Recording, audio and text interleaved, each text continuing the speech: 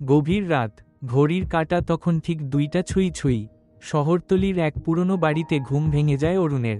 শত বছরের পুরনো বাড়িটা যেন এক জীবন্ত রহস্য। প্রথম দিন থেকেই অরুণ এক অস্বস্তি টের পাচ্ছিল, যেন কেউ প্রতিনিয়ত তাকে লক্ষ্য করছে। সেদিন রাতে জানালার পাশে এক ধাতব শব্দে তার ঘুম ভাঙে। তাকিয়ে দেখে উঠোনে এক ছায়ামূর্তি ধীরে ধীরে হেঁটে যাচ্ছে। পরদিন সকালে উঠোনে সত্যিই এক সরল দাগ। কৌতূহলী অরুণ পুরনো কাগজপত্র ঘাঁটতে শুরু করে। সে পায় এক হলুদ হয়ে যাওয়া সংবাদপত্র। লেখা, 1972 সালে এই বাড়িতে মালিকের ছেলে সুজন রহস্যজনকভাবে নিখোঁজ হন। পরে উঠোনের এক কোণে মাটির নিচে তার দেহাবশেষ পাওয়া যায়। ছায়ামূর্তিটা বারবার দেখা দিতে থাকে। এক রাতে সাহস করে অরুণ তাকে অনুসরণ করে। মূর্তিটি উঠোনের এক কোণে থামতেই মাটি ফেটে উঠে আসে এক রক্তমাখা হাত।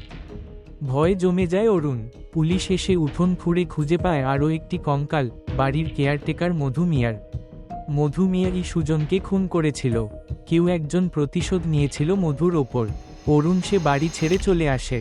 তবে যাওয়ার আগে এক রাত সে স্পষ্ট শুনেছিল, উঠোন থেকে আসা এক ফিসফিস আওয়াজ, ধন্যবাদ, আমাকে মুক্ত করেছ।